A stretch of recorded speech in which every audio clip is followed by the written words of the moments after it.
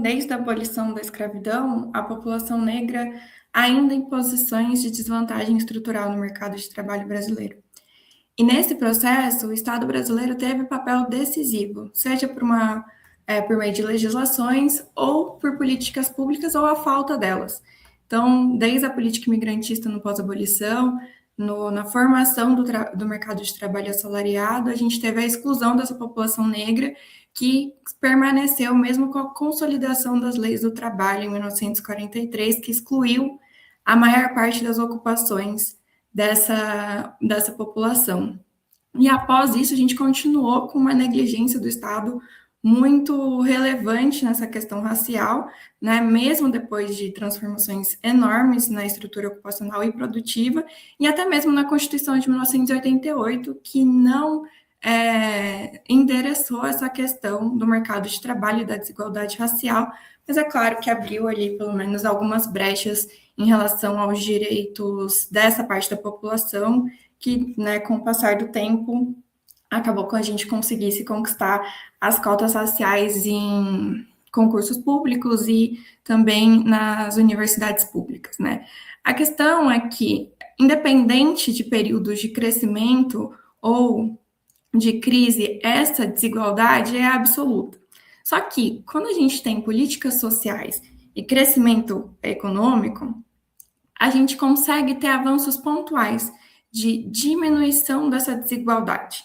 Mas esses avanços, eles são sempre frágeis e sujeitos a retrocessos, né? Então, a gente consegue observar, por exemplo, que na crise de 2015 e 2016, a gente teve um retrocesso muito grande nos avanços nesse sentido que a gente teve desde 2002, com a melhora dos indicadores econômicos.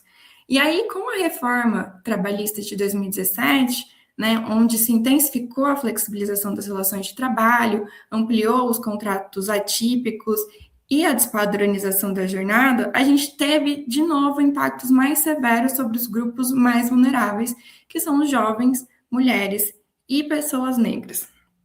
Então, a gente teve um aumento da informalidade, da subocupação e da exaustão, que são fenômenos nos quais a população negra já está sobre-representada, e quando temos períodos de crise, elas são, de novo, as que são mais afetadas, perpetuando ciclos de exclusão e do adoecimento.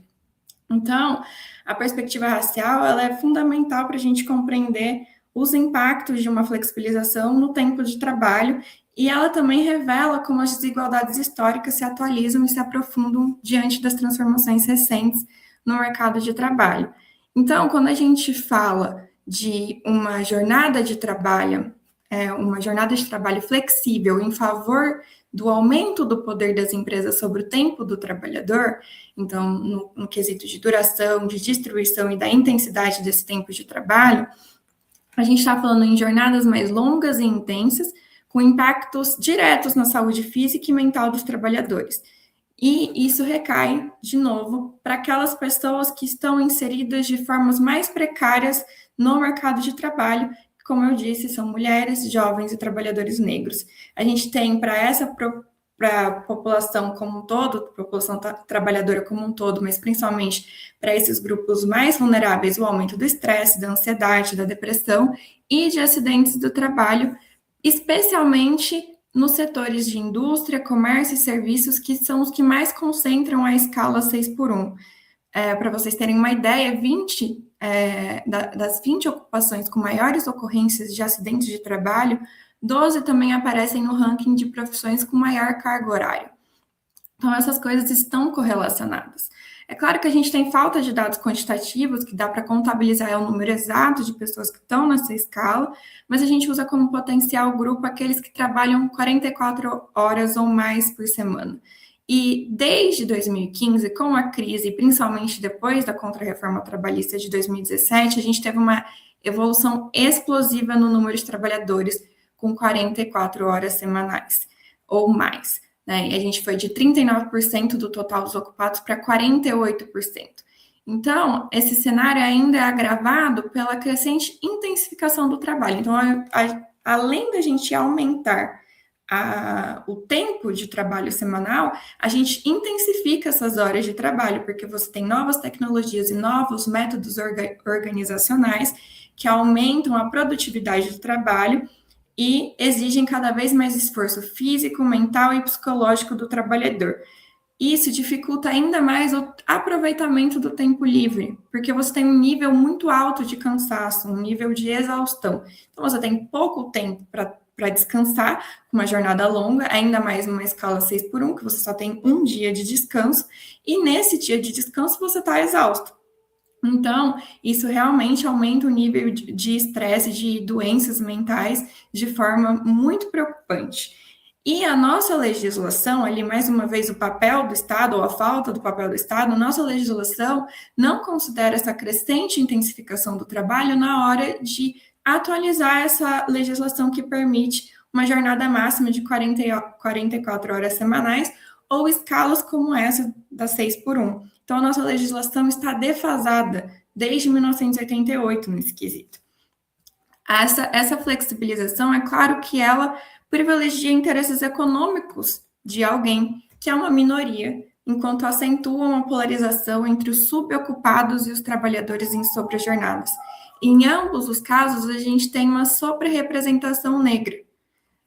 Então, as médias das horas semanais habitualmente trabalhadas, quando a gente olha essa média, ela realmente é maior para homens e mulheres brancas, mas essa média das pessoas negras acaba sendo puxada para baixo porque a gente tem muitas pessoas, muitos trabalhadores negros em subocupação por insuficiência de horas, ou seja, não trabalho o suficiente para conseguir atender suas necessidades básicas. E a gente tem muitos também com jornadas acima de 44 horas. Né? Negros são maioria nessas duas categorias que são categorias totalmente fora do ideal. E essa diferença em relação a pessoas brancas e negras é ainda maior quando a gente não considera a posição empregadores na questão da jornada de trabalho. Porque essa posição empregadores é muito mais expressiva para brancos, 61% mais ou menos, do que para negros, que fica em torno de 36%. Em números absolutos, a gente poderia falar que a mudança na jornada de trabalho, o fim da escala 6x1, ela beneficiaria 3,8 milhões de pessoas brancas e 5 milhões de pessoas negras. Então, as pessoas negras relativamente seriam mais beneficiadas com essa mudança na legislação. Além disso, a gente tem uma potencialidade de criação de postos de trabalho muito expressiva para essa parcela da população, porque com a mudança na escala 6x1, a gente aumentaria os postos de trabalho para cobrir esses dias, aumentaria então a massa salarial e proporcionaria um maior dinamismo econômico. E como os indicadores de subutilização da força de trabalho, de precarização e desemprego recaem mais intensamente sobre a população negra, esses novos postos de trabalho poderiam beneficiar principalmente essa população, que está ali, né, tendo a maioria indicadores de precarização de trabalho. Mas, além disso, essa parcela da população, e aí está um ponto muito importante, essa parcela da população ainda vivencia os fenômenos da intensificação da exploração do trabalho de formas diferentes, pelo acúmulo de desigualdades na vida cotidiana. A gente tem acesso diferenciado a transporte público, à moradia, à saúde, a lazer, alimentação e outras discriminações do próprio ambiente de trabalho, por exemplo, que dificultam uma ascensão social. Então, são aspectos qualitativos da experiência desses trabalhadores que precisam ser levados em conta. A gente tem, por exemplo, na questão do transporte, uma diferenciação significativa no tempo de deslocamento. Aqueles que levam até 30 minutos para chegar no trabalho, por exemplo, são de maioria branca. Já quando a gente vê as outras duas faixas, que é de 30 minutos a 1 hora ou de 2 horas, ou de 2 horas, desculpa, os negros, eles são muito mais, a proporção de negros é muito maior, fica em torno de 21% e 6% para negros e brancos, respectivamente. E a questão do transporte também tem o problema do comprometimento da renda, porque se você precisa percorrer distâncias maiores, você vai acabar gastando mais com esse transporte, né? Gastando não só tempo, mas também recursos financeiros. E essa diferença, ela se dá principalmente pela desigualdade de acesso à cidade. Pessoas negras tendem a residir em localizações mais à margem das cidades, que também dificultam o acesso à infraestrutura, serviços e bens, sem contar toda a questão de criminalidade e de segurança pública. A gente também tem um aspecto da escolaridade que é muito importante, porque quando você tem uma escala de trabalho 6x1, quando você tem uma jornada de trabalho semanal muito grande, dificulta muito que essas pessoas consigam se dedicar a estudos para conseguir ocupações melhores no futuro. Então, você tem uma menor possibilidade de dedicação do jovem negro trabalhador aos estudos, principalmente pela inserção mais precária no mercado de trabalho e também o comprometimento desses jovens com a sobrevivência familiar e também com afazeres domésticos. Além disso, os efeitos da busca por uma educação melhor também é menor para os negros do que para os brancos, no que tange o acréscimo da renda esperada a cada ano de estudo acrescentado. Então, a gente tem um ciclo de exclusão que se perpetua entre gerações, né? Além de tudo isso, ainda tem a questão do rendimento, porque dentre as pessoas que trabalham mais de 40 horas por semana, 41% recebem até um salário mínimo e meio, né? E os setores que comumente aderem à escala 6x1, a gente consegue observar uma remuneração média das pessoas pretas e pardas consideravelmente menor do que a das pessoas brancas em todos os setores. E tudo isso causando, né, o que? Adoecimento, exaustão, estresse, o que agrava quadros de saúde, tanto física quanto mental. E aí a gente entra em outro problema super complexo, que é a dificuldade e a diferenciação de acesso à saúde que a população negra tem. A gente tem disparidades significativas nesse acesso e, portanto, nos resultados de intervenções de promoção à saúde para essa população. Isso pode significar uma parcela significativa com problemas de saúde mental não tratados ou diagnosticados. E associado à questão da saúde, a gente tem a questão do isolamento social pela falta de tempo dessas pessoas. Você tem uma falta de convivência familiar, falta de convivência com amigos, e isso, inclusive, impossibilita o acompanhamento daqueles trabalhadores que são pais e mães na vida e no desenvolvimento dos seus filhos. E isso é essencial no desenvolvimento de crianças, ter essa presença dos pais.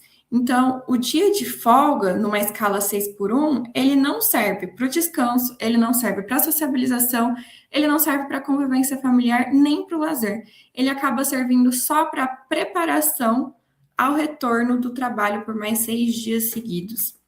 E a gente ainda tem, nessa questão da preparação para o retorno, a questão do trabalho doméstico. Você precisa fazer as tarefas domésticas nesse dia, porque você não tem tempo nem disposição para fazer isso durante a semana, trabalhando uma jornada exaustiva e ficando horas no transporte público, principalmente, você ainda tem que fazer tarefas domésticas. E aí que as desigualdades de gênero e raça se entrelaçam também, porque a gente tem uma maior proporção de mulheres negras cuidando das atividades domésticas do que mulheres brancas. E até aquelas que mantêm uma ocupação remunerada no mercado de trabalho, a gente até consegue enxergar uma diferença significativa de horas semanais despendidas nesses afazeres domésticos entre as 3 primeiras faixas de jornada de trabalho, né, até 14 horas, de 15 a 39 e de 40 a 44 horas, com média de 30, 24 e 18 horas semanais, mais ou menos.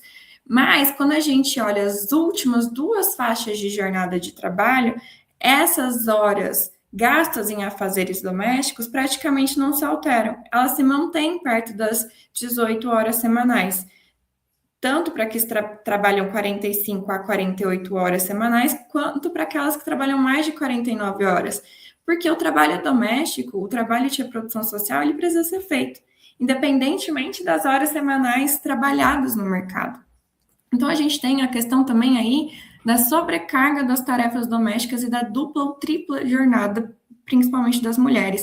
Quando a gente observa o papel central das mulheres negras como chefes de família no Brasil, que inclusive vem crescendo nesses últimos anos, é uma coisa muito preocupante, porque esses domicílios também estão entre os mais pobres do país.